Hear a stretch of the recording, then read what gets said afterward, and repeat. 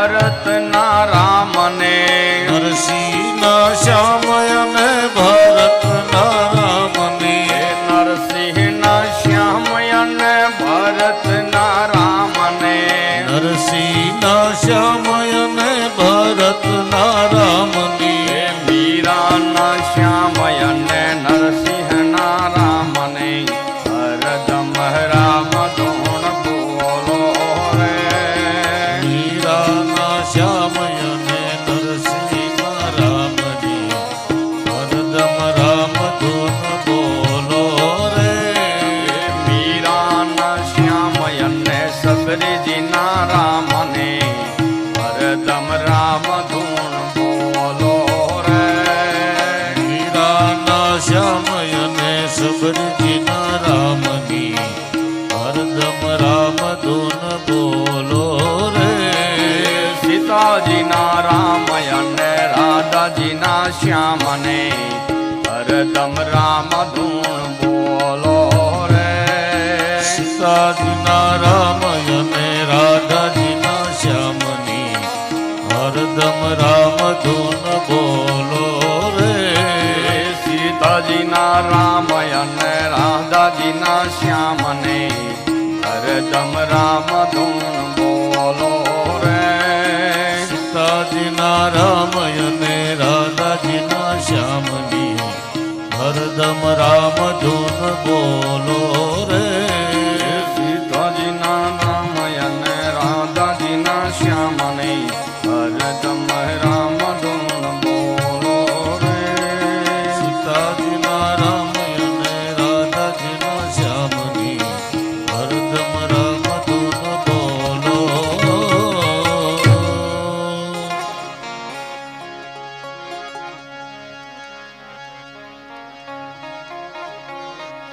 હિરણ્યકશ્યપ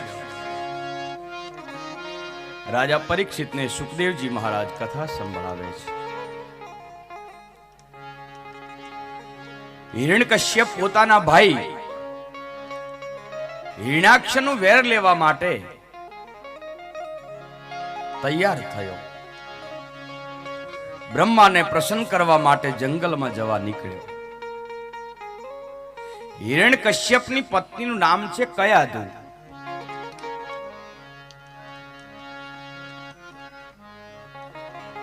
એટલે હિરણ્યકશ્યપની પત્ની કયાધુએ પૂછ્યો, પતિદેવ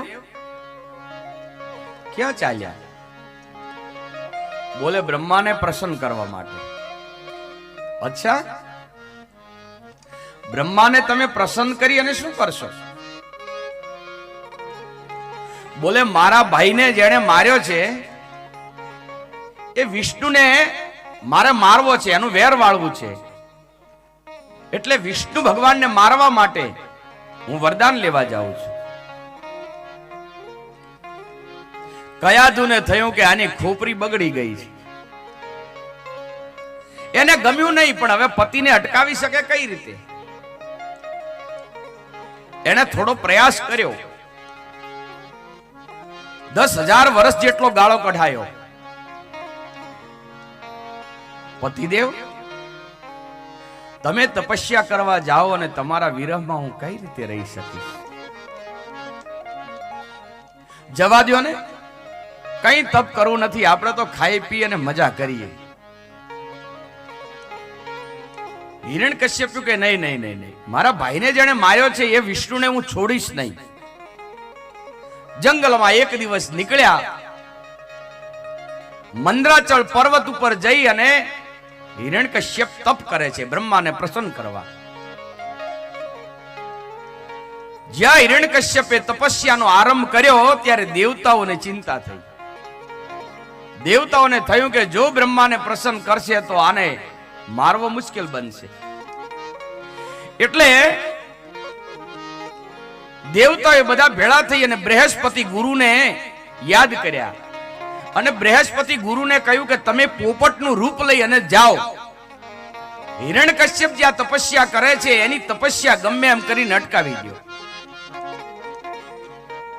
હિરણ્યકશ્યપ તપસ્યા કરવા માટે જે જગ્યાએ બેઠો છે ત્યાં બૃહસ્પતિ ગુરુ પોપટનું રૂપ લાવી અને આવે છે અને ત્યાં બેઠા સામે. ડાળ ઉપર ઝાડની. હિરણ્યકશ્યપ ઓમ બ્રહ્મણે નમઃ,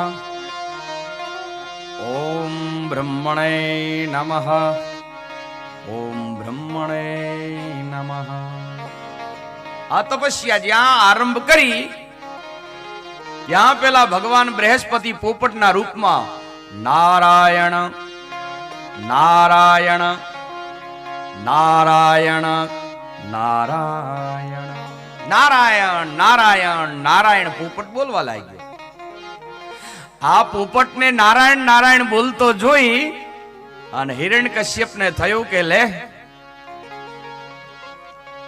તપસ્યાના મુહૂર્તમાં જે શત્રુનું નામ,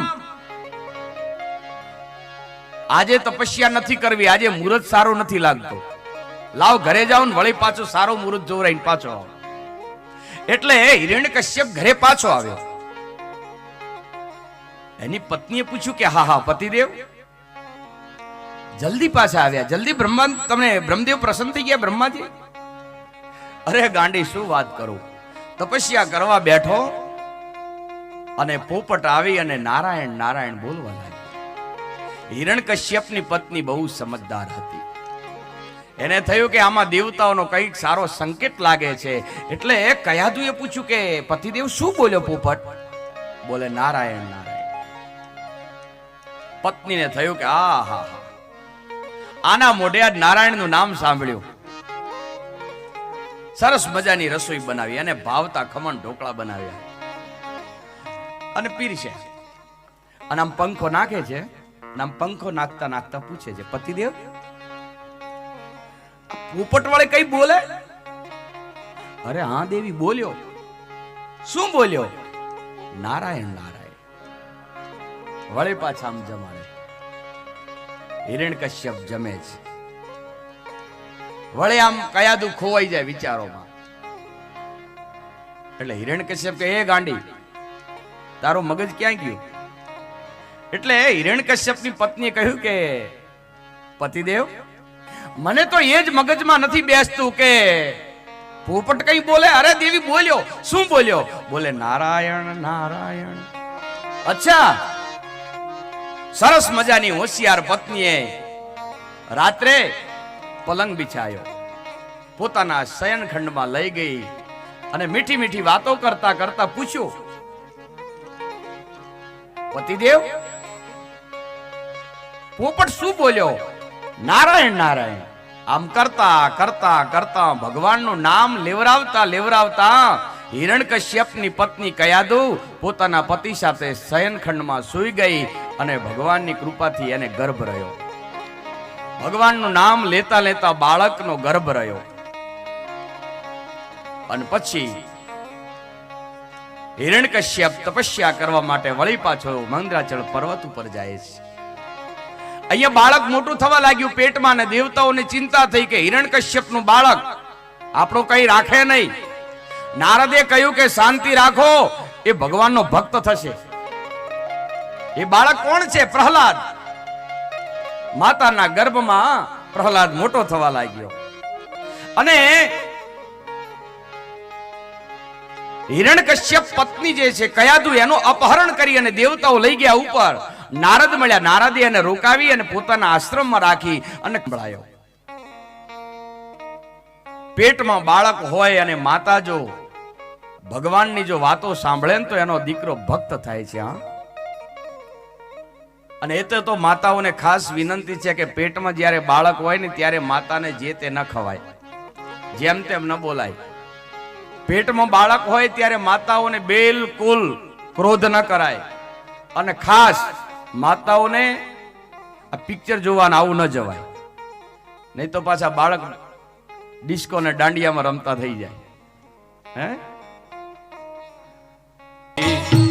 ઉડીએની ઊંઘ તે દીધી, માતાજીને મુખ તે દીધી, ઉડીએની ઊંઘ તે દીધી.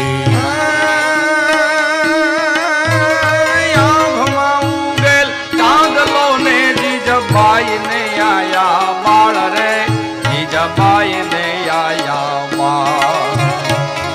ડણાણ ડુંગરા ડોલે શિવાજી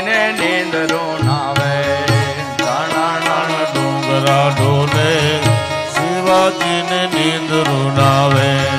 માતાજી જપાય ઝુલાવે શિવાજીને નીંદ રૂનાવે. માતાજી જબાય ઝુલાવે શિવાજીને નીંદ રૂનાવે.